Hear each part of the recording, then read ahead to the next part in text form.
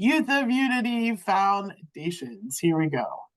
I'll take a deep breath and get focused. And release. Okay. So this is just in case this is the first Youth of Unity thing you've attended before. So the modern youth program is infant to about 5th grade. Uniteens is middle school, and Youth of Unity is typically a high school program, so 9th to 12th grade. Fun fact, Uniteens was originally called Junior Y.O.U, and if it wasn't hard to change names, I'd want to go back. Anyway, but yeah, so it used to be Junior Y.O.U and then Senior Y.O.U. Okay, levels of Youth of Unity. We have the chapter level, that's your church. Regional level, which is the regions, and international level, which is everybody all together. So chapter is like your weekly place where you're doing your things. Regions now are all different. However, it used to be that regions would host regional events every couple months, couple times a year, and some still do. Some, all regions at this point are kind of operating in a post-COVID world. And international has always been known by having one incredible summer event, which it still does, which is great. Also, there's a virtual chapter now for International Youth of Unity, and that is Y.O.U Chapter X. So one of the things that we have done over this year, and Zinnia, who I believe is still here, we've created a bunch of lessons. And so these are all of the lessons that we have at our video library. So these lessons are about 20 to 25 minutes a piece, and they are all youth-led, which is actually one of the most important parts, I would say, of Y.O.U. And these are the lessons that we've done so far. They're based on, we're about to do our 12th. So they are based on Paul Hasselbeck's heart-centered metaphysics, and they really, each of them have an opening prayer, closing prayer, a meditation, and a full lesson. And when you go to lessons.youth of unity, there's even a PDF that you can use like with your chapter. And pretty proud of this, finishing our 12th episode. So that's like 3 straight months of lessons. So, and I will say that all of these were named by the teens. And I'm always just like, what do you want to name the episode? Okay, fine. But I've like kind of workshopped these. If you tell teens these names, they're like, oh, okay. And always I'm like, you want to name it that? So anyway, so but these are all different episodes. These are all literally based off of Paul Hasselbeck's metaphysics, and kind of exciting. So anyway, we'll get to experience Chapter X on Sunday, and then here's the rest of the dates for our 2024 season, and we are definitely coming back next year, and those dates will be coming up also. So that's Chapter X. A chapter, however, in a church, this is like the most idyllic chapter. It doesn't really exist, to be honest, but mostly because if you add all of these things, anyway, this is like indicators of a thriving chapter. So it's a place that teens want to be. It's welcoming. It's youth-led with healthy sponsor support. There's regular attendance at events in different places. You have a great congregational relationship, strong Sunday lessons, and youth leadership is encouraged, and you might have officers. Most chapters, even in the best days, don't have all of these things. This is, again, a completely aspirational list, but it's a thing that exists. So, it's good to be moving towards that. And so much of this weekend, we're going to talk about so many of these pieces, but it is foundational. Like, what's it mean, like to have a thriving chapter? Also, where's your region? And these are the regions in the United States. And even though Canada here is like listed as a separate region, most of the time Canada, wherever the Canadian churches are, if they're near a specific region like Northwest or Eastern, usually or even Great Lakes, they'll just like kind of meld with those regions. But anyway, this is the Unity regional map. So, which is not, I would say, founded by like logic. It was a lot of people doing a lot of different things at different times. But anyway, Unity regional map. And so here is a list of 2024 upcoming Y.O.U events. This slideshow and really all the slideshows you will be given access to. So you don't have to write all of these things down, but they exist. And with that, I'm going to turn the slideshow or the presentation over to Nick. What is Youth of Unity? We covered that it's a group for high school age youth, typically 14 to 18 years of age. And we can go to the next slide. But additionally, Y.O.U is a small group ministry. Mainly because of its size, but also because of its intention and its design. So ministry in general happens in relationship. And so small group ministry deepens and expands the ministry by providing an intentional container for those relationships. So while Y.O.U groups are part of a larger congregational system, they're also a standalone community. And this would be, a Y.O.U group would fall into the church size of a family size ministry. And you'll often hear Y.O.Uers talk about, other people in their chapter like their brothers and sisters or siblings. And I like that concept because like when we go to regional and national events, say like, I'm Nick from Portland. Like I'm Lancelot from Camelot. It's like, this is who I am and where I'm from. And so if you know, oh, you're with those people. And so we kind of come to regional gatherings and like, it's a family reunion. You get to visit all your cousins and then you go back home with your family. So it can be a lot of fun that way. Next slide. So some principles of small group ministry is the safe space where you can be seen and heard and make personal connections, where love is shared both ways, especially between facilitators and participants, and all that creates closeness and trust. Some of these are intentions and others are ways that you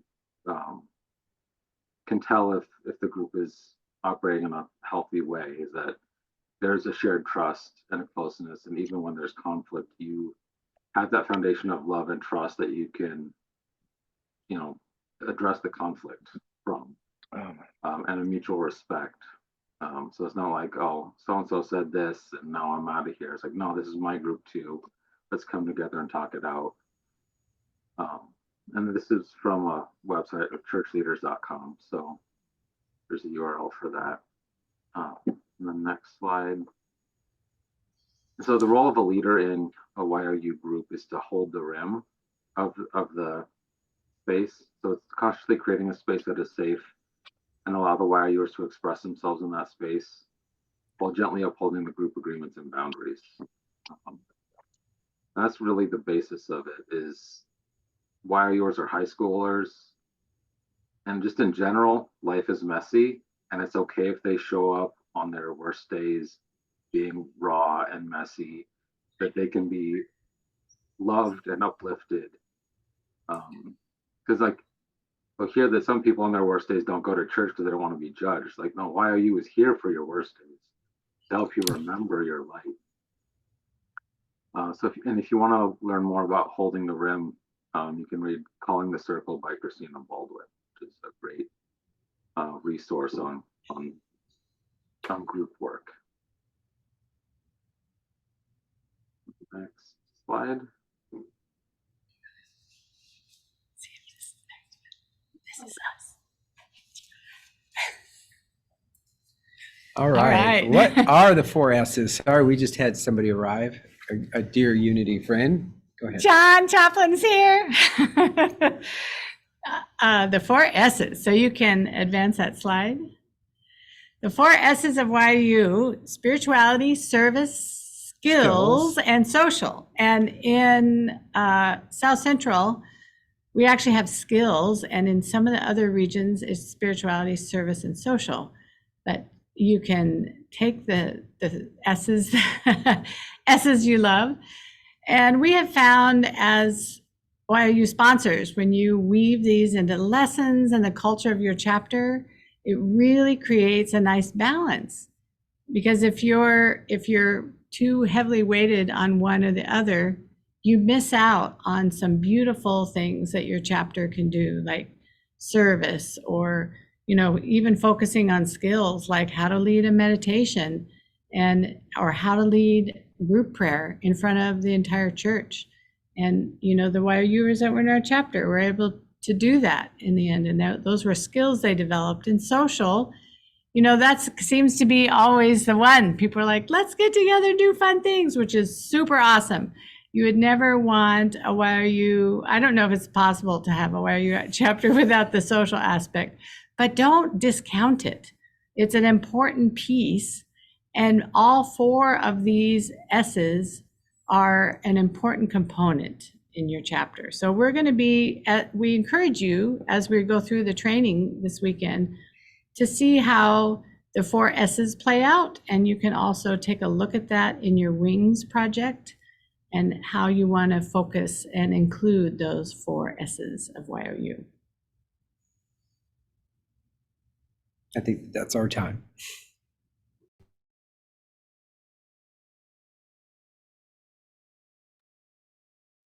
Okay, so we're going to be looking at heart agreements.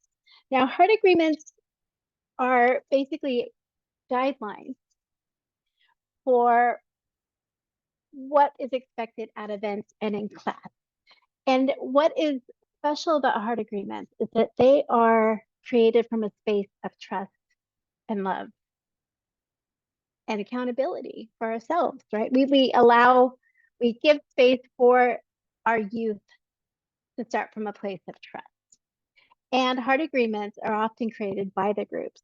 So let's go to the next slide real quick. Can we go? Okay, thank you. So we shared these earlier, and these are the Chapter X heart agreements. And typically when you're at an event, you will have heart agreements set up ahead of time. Everyone will have read them and signed it. And this creates kind of a foundation to begin from. The intention for heart agreements is to create a safe space for the people there. Create a safe space where people feel seen and heard, where they understand what's expected, and they understand that they have been trusted with this. Betsy shared a great story about when she was in Y.O.U, about how that affected her. Betsy, would you be willing to share real quick? Yes. So I talk about this a lot, but when I went to my first rally, I was told there were trust agreements, and first and foremost, that it meant that I was trusted completely. And there was no adult in my life that treated me with that sort of respect and dignity. And you could tell that they really meant it. And so they're like, because we trust you, we would also like you to follow these things. And I took it very much to heart. It really meant something to me because, and I think that the key, the teens know when you mean it. And I can say that like, I could tell that they really did trust me, and that changed me. Thank you so much. So it really is a lot to give that space to our teens and let them know that they have a choice, right? They have these agreements, and we are trusting them because we know that they're awesome. And if you look at the Chapter X heart agreements, you see that we trust that you're capable of being awesome and kind of each other and yourselves. And these all come from a place of the intention. I will act intentionally with a community mindset. I will speak with kindness. I will not intentionally use any hate speech or bullying. I share this space. I am balanced. I honor and I will allow space for others. And also, I am here now. I choose to be present on the Zoom or Discord. I honoring people's time, honoring people's space, giving space to people who are sharing. And then on another level, we also create these heart agreements in our classrooms. And if you haven't done this before, this is a beautiful opportunity to involve everyone there and allow them to decide what they need to have a safe space and to feel seen. And this can even start as super young with just like asking questions like, how can we listen, and hearing what they have to say and creating a list from that. Now, with teens, you can go a little deeper and you can say, you can let them come up with it and you can have a discussion around it. And it helps them to get really clear about what it means. And it's theirs. They have some ownership in this. So that's another great way to support our teens. After you come up with your list, it's great to have it posted so that you can just refer to it. And this is from events too. If something's going on that you want to talk about, you can say, in our heart agreement, we've talked about this, and give the teen an opportunity to say, oh, okay, I see what's happening, and step back into it. Anyway, so it's just a valuable tool, and it puts the trust back on them, and it puts the responsibility back on them to show up how they would like to be seen. So I think that's all I have for that. Thank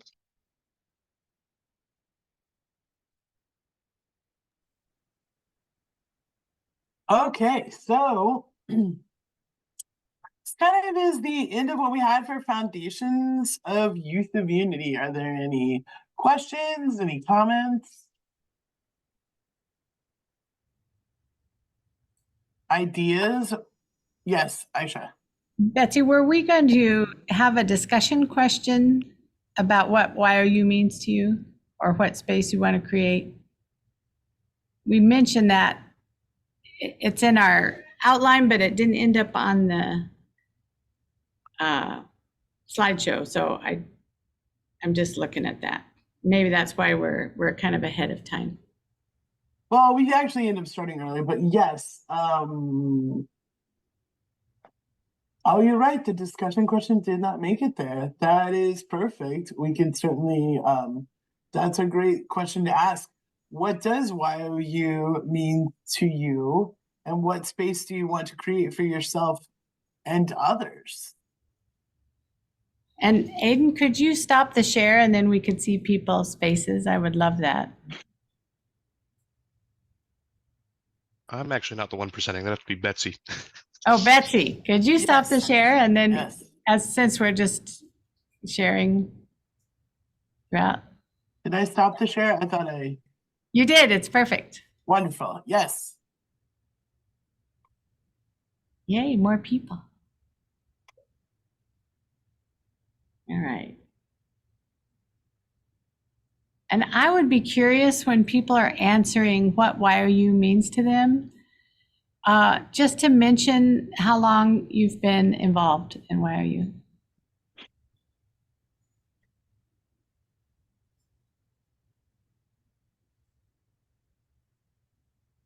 I can start. I'm coming from an adult perspective. Of course, I found Unity at like 30, and I've been working with youth for about the last 20 years. And for me, seeing Youth of Unity from this perspective, it means connection, and it means growth and understanding. And it, my favorite moments are when you see the children or teens who show up and they're really quiet and they're kind of off on their own space, join the group and become part of the group and be there. And so for me, that's so powerful, and seeing that connection is really important for me.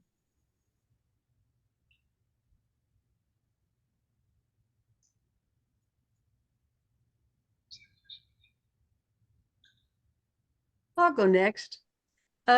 Like Angie, I think that connection is so powerful, especially in this time of regrowth and rebuilding of the program. I had 3 teens, then one graduated. So then I had 2 teens, and then they both traveled like over an hour to get to Sunday to serve to our class on Sunday. So we went Zoom every other week. And then we decided we were going to do a lock-in. And we were only able to get one young man, and we opened it up to New Thought Ministries. So it's not just Unity Ministries, it's also New Thought Ministries. And so we opened it up, and we had one young man from Wisconsin was able to come with his parents, who former Y.O.U.ers, and very excited to get Theo into Y.O.U type programs. And so they came, and we had our two teens and Theo, and the connection that they made. And it was so cute to watch Theo, because he came in with his jacket zipped all the way up. He was not happy to be there. His parents made him come. And it was so much fun watching over the time period, watching that jacket slowly get unzipped, bit by bit by bit. I mean, it was just that physical manifestation of, okay, I'm open now. I'm open to these connections. And so it just was such a wonderful opportunity. And then we had a couple of other teens, and then parents out in the congregation that were kind of like, oh, we know some teens. So I now have a group of 5 teens.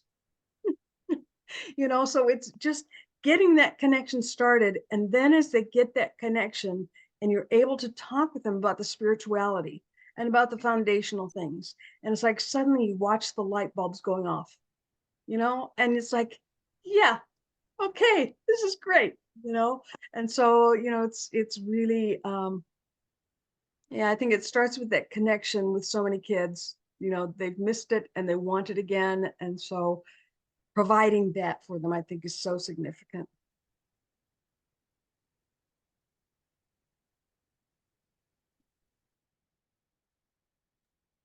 I can go next because Julie was actually my uh, like rally sponsor person, and I completely agree with you, Julie. I think for me, so I've been a part of Y.O.U, well, a part of Unity for like 18 years, so as long as I've like been alive.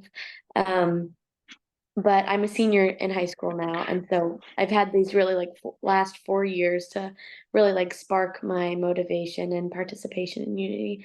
But I would say that to me, Y.O.U is really, it's just about kind of just like radical acceptance. Like that's how what I have felt from Unity, and what I try to pass on with each person I meet in Y.O.U. Um, and it's something that I immediately felt, and why I was so attracted to Unity and Y.O.U, and why I wanted to keep on, and I still want to like keep on furthering my participation and make new connections and all that. And I've only really seen this acceptance grow, especially honestly, especially after COVID, where everyone was so vulnerable, and seeing like teens come back. Because me and my mom were the ones who started up the Y.O.U like support again, and seeing teens come back so like sheltered and vulnerable and harmed from COVID, and then now like seeing these teens who are interested in becoming a Regi after going to the rally that I led. It's so amazing. And yeah.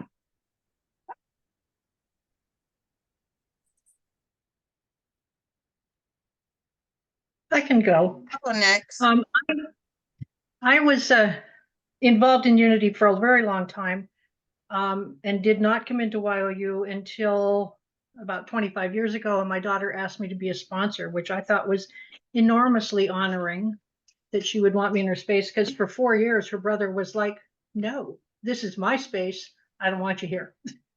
So I didn't get into it sooner because of that. But it has been a wonderful experience, because I so believe in what we do and what we provide.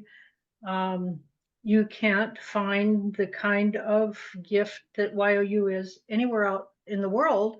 And I think by the time people are seniors like Zinnia, they start to realize that this is the connection that isn't in the business world or in the college world. It's close in some cases, but not all encompassing like this.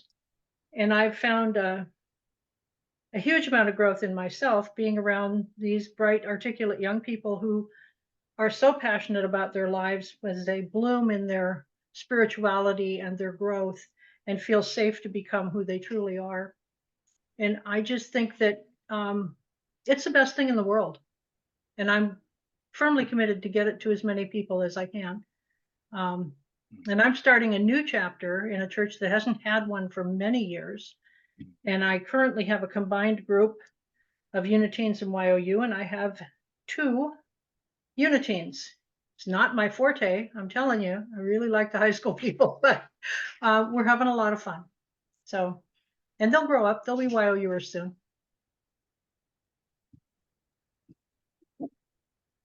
I'll go. So I came to Unity myself as my like maybe 32. And so I brought my youngest daughter and then a niece and a nephew. And so my youngest daughter actually grew up in Unity. And I was on the advisory board for the group, but not involved at the church in Oak Park, Illinois. But I was peripheral. So I got to see what they were doing. I got to see all the rallies they went to it. And the kids were just wonderful. It was great to watch them grow into just great human beings. It was really great to watch. But it wasn't until I came to Greensboro and probably maybe 6 or 7 years ago, got involved with our church youth group, being a sponsor, being a leader at one point of the youth group, and was really glad to have, glad is an even strong enough word, when Miranda came back to us after having been a part of our program to come and lead our group. So I just know the capability. I know that it helps our teams, and so much of what they need now is that spiritual development, that social development in a safe space. And it's just great to see that happen. I've taught high school, elementary, middle school, and now college. So it's really great to see positive students leading and knowing their spiritual God self. It's just really great.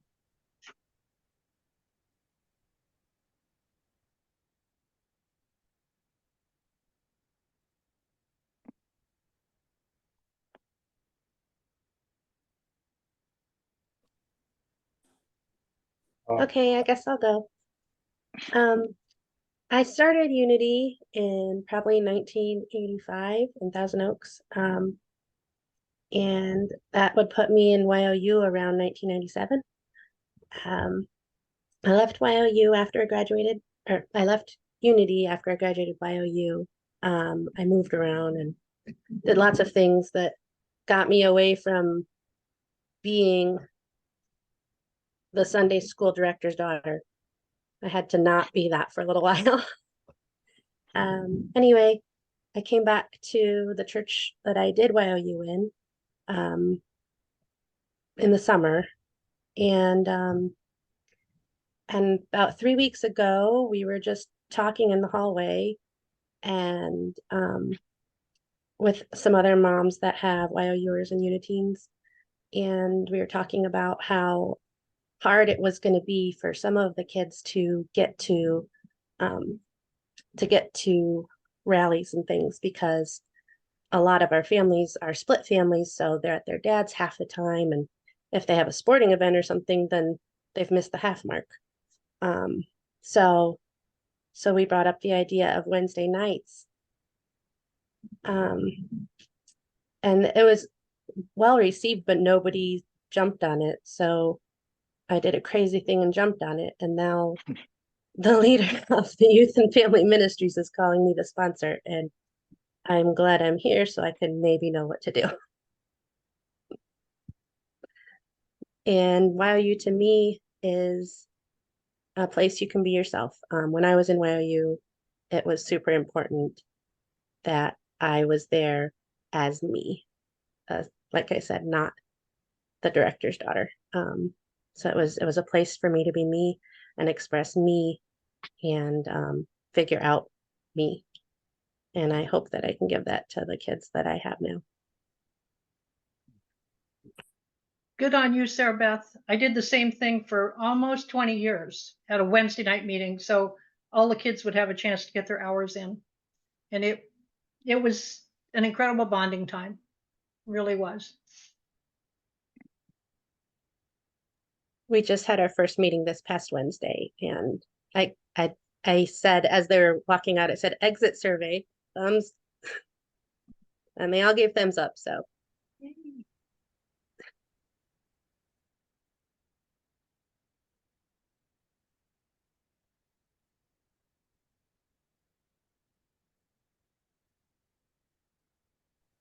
Anyone else before we move into next workshop? I've been going to Unity since 2012, and a couple of years ago, Miranda asked me to be a sponsor to go for a rally. And, so I've been on 3 rallies now. And that's mostly what I did with the kids, or if I help fill in if they need Sunday help. But it's just a great experience to go to these rallies and see these kids, how far along they are in life, and that they plan all this stuff and do all these things and take care of themselves too. They police themselves, and it's just really wonderful. And I don't feel like I'm a totally good sponsor. That's why I'm here, is to help get more information about everything and learn other things I can use in my toolbox to help them along as we go along. That's Bobby so far. I was minding my own business when Miranda asked me to join this training, and I don't know how closely I was paying attention, but I went to a Unity church for a little while in the 80s, and then I ended up playing some music at a religious science church for about 8 or 9 years. And then somehow I ended up in Greensboro, and this was the closest thing that I was used to. And I worked with a lot of people in my job, and usually the people I'm working with have a lot of problems. So this may be a really interesting opportunity for me to get on the other side of people with tons of problems, to maybe some people who are learning how to express and grow in their beingness. I'm glad I'm here. We are too.